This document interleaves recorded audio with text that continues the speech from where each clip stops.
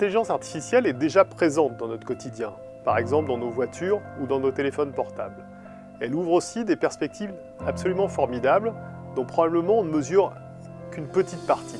Par exemple, elle va être présente dans la gestion de l'énergie pour permettre une gestion plus intelligente, plus efficace, plus économe, plus durable. Elle va être présente dans le domaine de la santé, par exemple autour de la médecine personnalisée, où on va croiser des données personnelles et des modèles plus généraux. L'intelligence artificielle offre aussi des perspectives intéressantes pour le maintien à domicile de personnes âgées ou de personnes en situation de handicap grâce à une domotique plus intelligente. Elle sera aussi présente dans le domaine de l'éducation avec cette possibilité d'apprendre à beaucoup, y compris à distance. Tout ça offre des perspectives absolument formidables, aussi en termes de création d'emplois.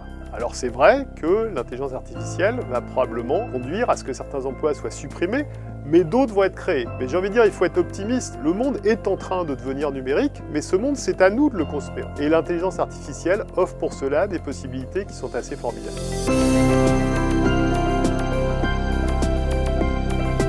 L'intelligence artificielle va avoir un impact dans tous les secteurs économiques, dans tous les secteurs industriels. Et cela explique pourquoi la plupart des grands pays investissent de manière massive dans l'intelligence artificielle. La France possède un écosystème d'éducation et de recherche parmi les meilleurs dans le domaine de l'intelligence artificielle.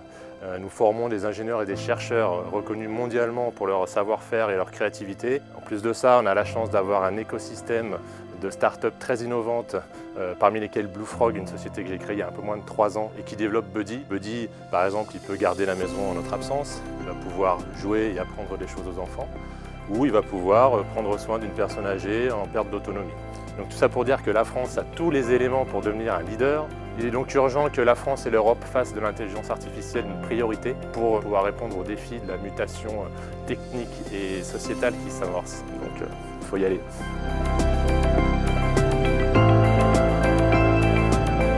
Développer l'intelligence artificielle, finalement, c'est penser la complémentarité entre les humains et les machines.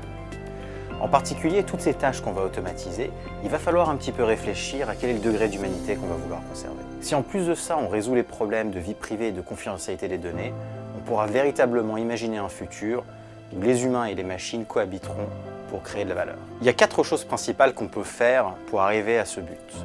La première, c'est de fédérer l'écosystème de chercheurs, d'entrepreneurs, d'entreprises autour de l'intelligence artificielle en France, en Europe et à travers le monde. Deuxièmement, éduquer la population sur les enjeux et les opportunités de l'intelligence artificielle et pas uniquement les risques. Ensuite, affirmer le leadership de la France en Europe et dans le monde pour ne pas devenir une colonie numérique des géants américains. Et peut-être le plus important, il va falloir repenser l'éducation pour que nous puissions assurer cette transition vers un monde humain-machine de la manière la plus stable possible.